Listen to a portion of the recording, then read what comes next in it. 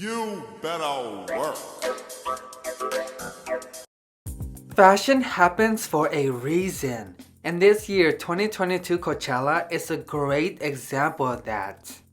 After a 2-year hiatus, Coachella is back and so is the fashion. While no one can deny the amazing performances that happen at the festival, the fashion from the event has created a lot of buzz, and not all of them are good. In this video, we will explore the evolution of Coachella fashion, and rather than judge whether an outfit looks cute or not, we instead will be discussing how the 2022 Coachella outfits reflects the current state of fashion.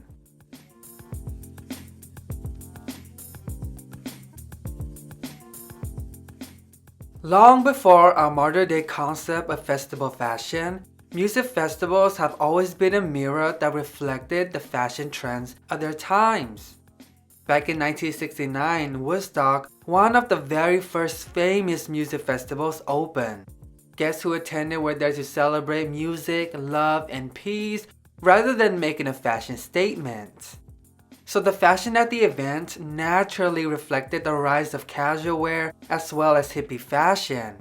We saw trends like denim and crop top, as well as multicultural prints and headbands and fringe. These less restricting and less conservative trends reflected the free-spirited mentality of the festival goer that wanted unity in the world. Woodstock would later become the ultimate source for festival fashion. Fast forward to the 90s and grunge has taken over. We see trends like flannel, combat boots, and fishnets, as well as jeans, bandana, and overall.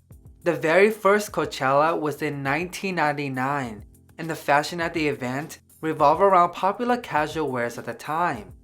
It was no different as we entered the 2000s, where the idea was sex sells. The bikini look actually sums up everything well. But there was no real festival fashion. So when and how did Coachella get their infamous boho aesthetic? Well, bohemian fashion is recognized by its loose and exoticness, and many trends from the 2000s had a lot of these bohemian and hippie influence. Actress Sienna Miller was once considered the boho queen because of her style. As these bohemian trends grew and grew, of course it made it into Coachella. We saw trends like peasant blouses, exotic prints, and boho as accessories at the festival.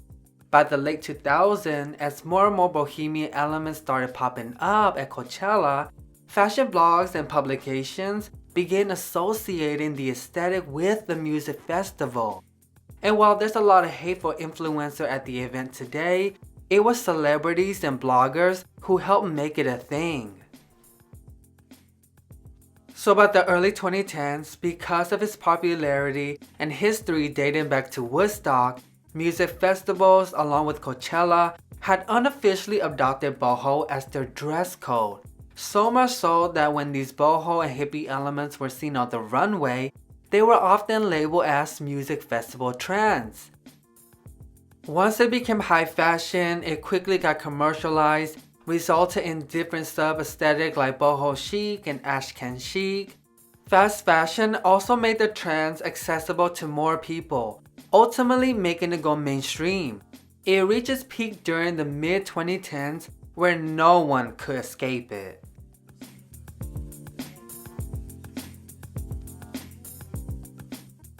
If the recent Coachella reflects anything, it will be the coming of a new era. You see, while there are people talking about how they want the old Coachella back when it was popular, it received a lot of criticism because the boho look was without its controversy. One of the main things Coachella fashion during the 2010s got criticized for was cultural appropriation. After all the canceling and backlash, the new generations want to learn from the past generation's mistake and social beliefs, hence the decline of boho, all while the previous generation reflects through a nostalgic lens. I say all that to say it's a new era with a new generation and mindset. It's the Gen Z world now, and fashion will always be one of the first things that reflect that change. Speaking of change, the fashion at the 2022 Coachella has really hit a nerve, with many people criticizing how much the fashion at the event changed. Even though Coachella has always been a place where anything goes, it was never exclusively boho to begin with. People have always worn whatever they wanted. Boho was just one of the main trends for many years, but it looks like now that's changing. So for 2022, boho dropped while Y2K and rave fashion rose.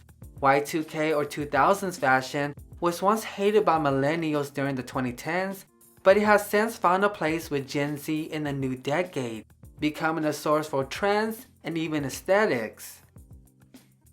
Rave fashion, which is instantly recognizable for its loud and playfulness, has gradually infiltrated Coachella over the past few years, and is not going to stop anytime soon. So Coachella has not really changed, it rather evolves. The pandemic just made changes more apparent by shutting down the festival for 2 years.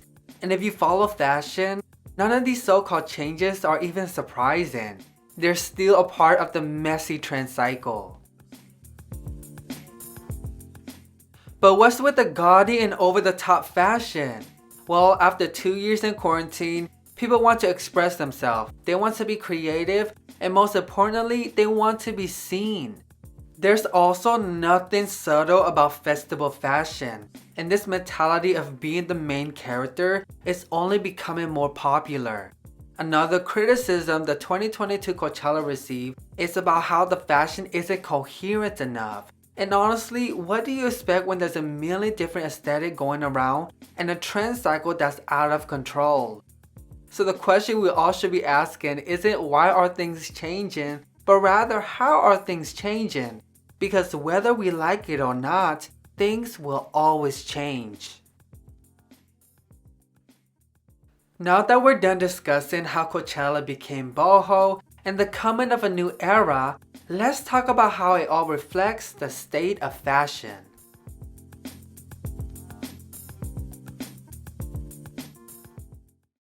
For many years now, social media has dominated our culture and lifestyle. It has affected not only how we interact with each other, but also how we dress and present ourselves. In today's digital age, the idea against outfit repeating has transformed into a culture of made-for-content fashion, clothing only worn once and specifically for social media. Coachella, with its many Instagram-worthy attractions, has been described as the ultimate influencer event, and because of this, it's where made-for-content fashion thrives. Whether an outfit is sponsored or not, the goal for the influencer is to be seen and potentially grow their social media following. That's the whole point of made-for-content fashion. It's something to post and benefit from. And Coachella is not the only place where this kind of mentality thrives, it's everywhere at this point. Influencers and celebrities have done photoshoot as content in their own home, wearing outfits they will never ever wear again. Coachella just happened to be a highly publicized event. Whether we like it or not, the current state of fashion revolves around this mentality. Even our close friends and family with less than 1,000 followers are doing this. While we can hate on the influencers often all we want, at the end of the day, that's the whole point. We're supposed to react and engage with made-for-content fashion. And because of this, people are buying more and more, especially for events like Coachella, where people are willing to spend money. This reflects overconsumption. People are buying more than they need and obviously not wear them as long as they can.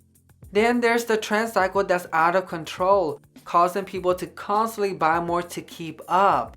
Overconsumption is not a new topic, but it is something that usually gets ignored.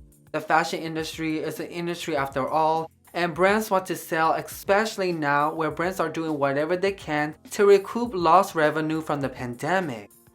Then there's the consumer side who want to spend their money, usually wanting more for less. For all the sustainability movement going on, fast fashion is still going strong. Everybody wants the latest and newest style and they want it cheap, especially for one-time events. Brands are also making sustainability part of their marketing strategy rather than actually caring about the cause. While thrifting and buying secondhand clothing might be better than fast fashion, it still contributes to overconsumption. But with all of that being said, it is a known fact that the fashion world has more problem than solution, so are there even good options? Like I said at the beginning of the video, fashion happens for a reason. Cultural moments like Coachella will reflect that. From the trends we saw to the trends we didn't see, it's all for a reason. The truth is, the current state of fashion is in shambles, and this year's Coachella definitely matches that energy. Well, this is the end of the video. Thank you so much for watching. Make sure to like and comment your thoughts down below. Subscribe for more fashion related videos and remember to keep living that fast life. Bye!